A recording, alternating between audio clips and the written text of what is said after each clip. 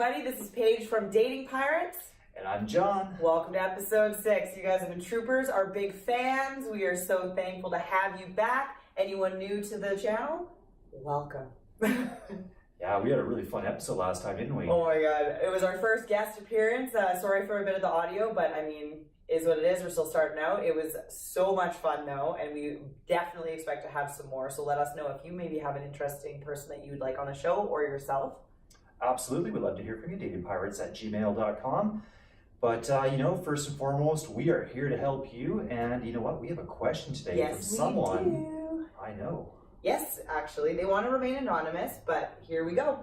I found out about your show through Johnny, and I figured I'd reach out for some help. When it comes to dating and meeting new people, I am absolutely terrible at it. I used to be very shy and awkward, and I've gotten significantly better, but I still struggle with opening up and starting conversations, especially if I feel stressed.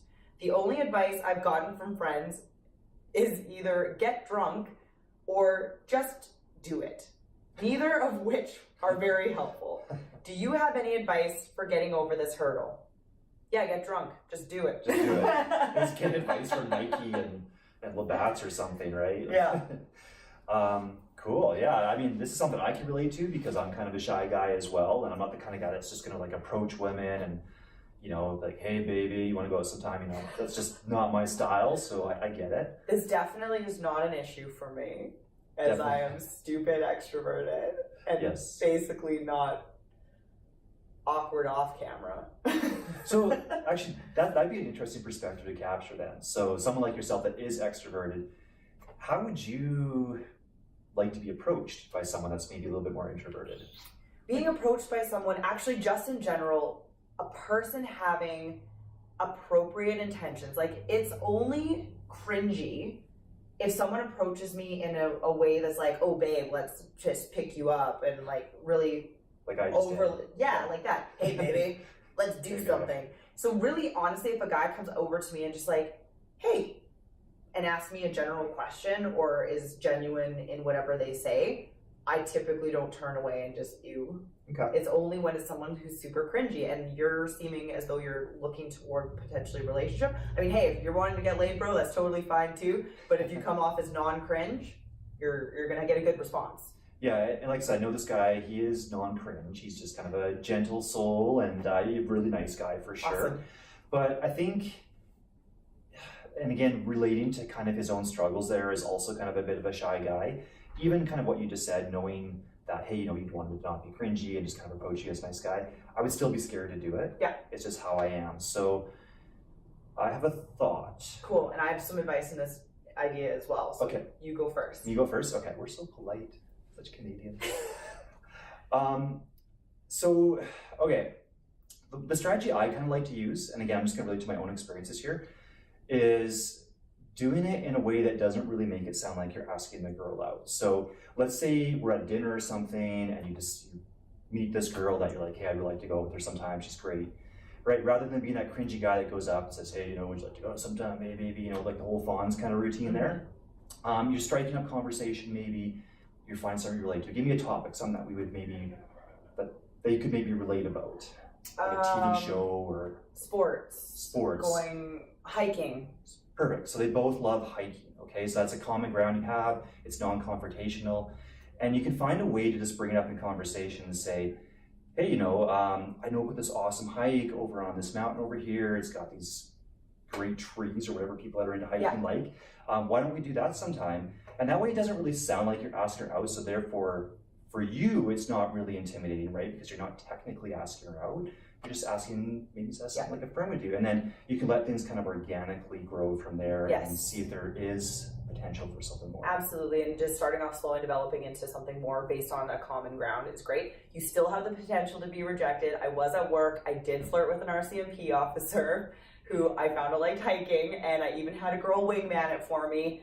He just politely said, you know what, I just like to spend time alone on my days off. And that was fine. It was totally fine. It was a complete rejection. I definitely had put myself out there, but that's part of it too. And my biggest advice is why I kind of brought that up is the more often you practice, the more often you put yourself out there, even if that means going on dating apps like Bumble or Lord forbid Tinder, but if you put yourself out there and actually practice, so try and set up dates.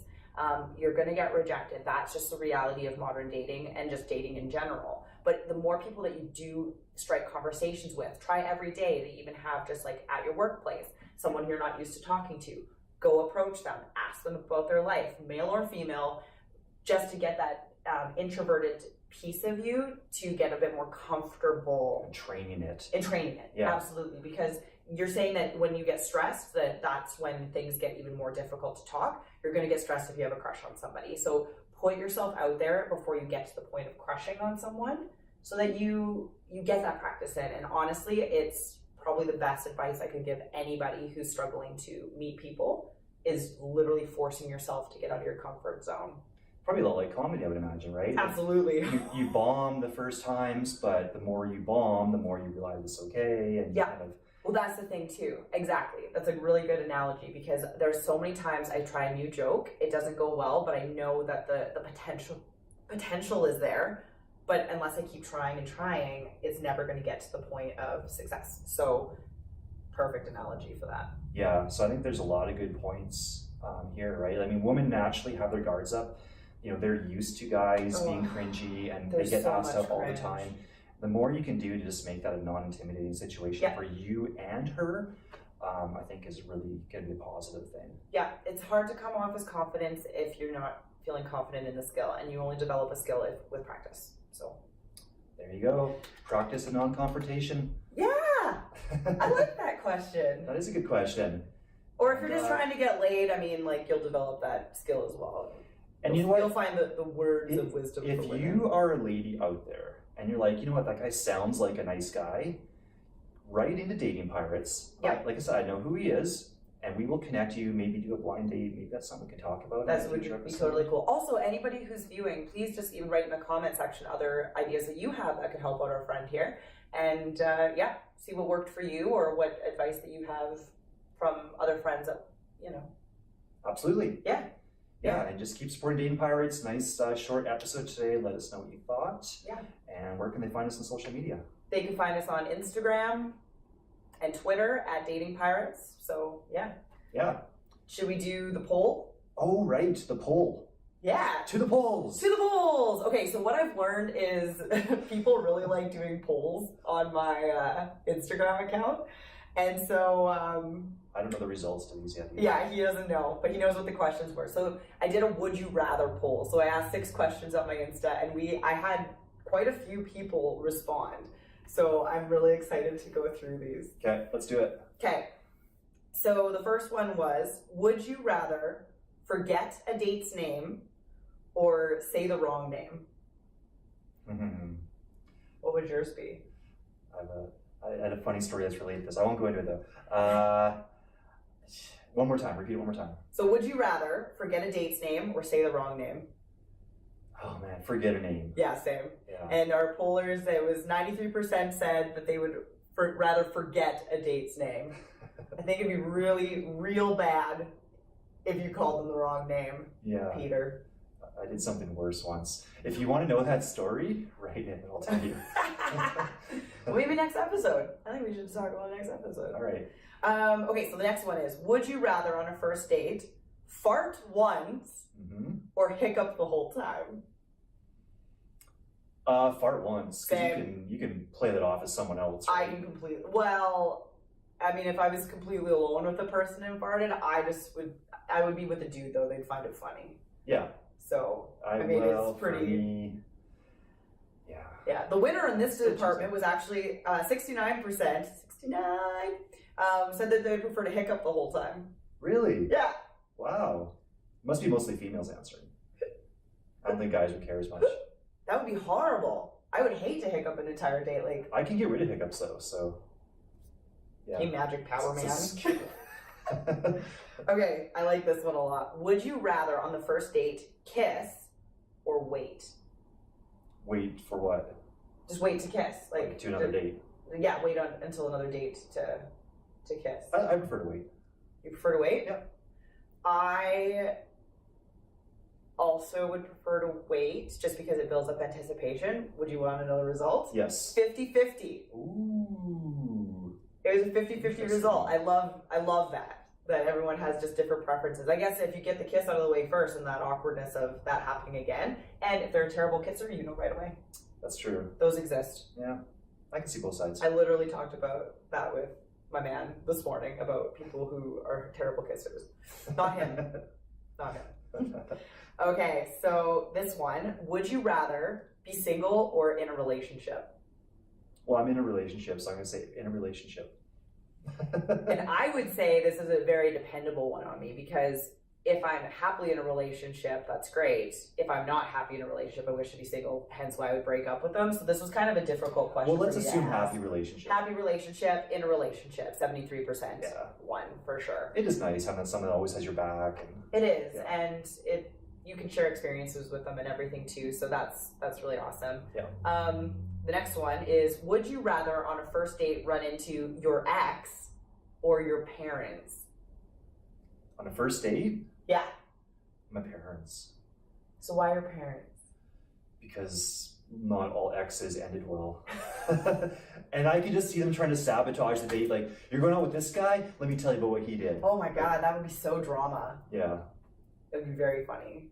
Not that would happen, but I would rather run into my ex because Really? I can easily just casually wave to an ex and like I don't have when to your talk parents to are them. going to like sit If down and My like, parents are join going to you? talk to me. If they come up to me and they see me with someone, they're going to oh hi Paige, and Yeah. blah blah hug, who's this? My ex is going to be like I'm out.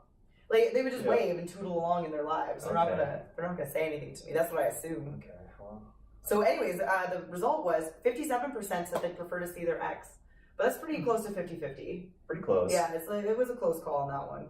People's parents must suck. Oh, I love my parents. I just don't want them to talk to me on my first date with someone. Oh, not buying it.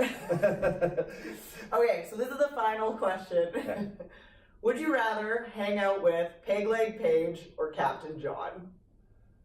Oh man, I probably Pegleg Paige. I agree. I'm pretty sweet. This might be a biased poll because it was on my Instagram, not even on our Dating Pirates Instagram.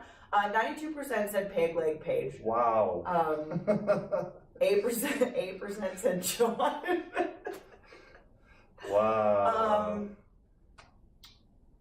But like I said, I feel I could have swayed the vote a little bit because people actually knew me. This one's great for my confidence. Thanks, people. And the Good thing three, I'm not I'm pretty looking sure for a the date. 3 votes he got were pity votes. Yeah, or myself, just. It was just John making himself accounts on Instagram. just But I mean, like- when we asked, I didn't even pick myself, so I guess I can't really blame you. That's true. I hope you guys had fun. I know lots of people messaged me even about the Would You Rather poll and said that they really dug it. So we definitely need to continue to do more things like that. But yeah, so that is our episode for today. We kept it short and sweet for you because we're trying something different that round. That's right. Yeah. Have any questions, comments, or concerns? datingpirates@gmail.com, Instagram @datingpirates, Twitter @datingpirates, and obviously YouTube, Dating Pirates. Thanks, everyone. Until next time. Yeah, ciao guys.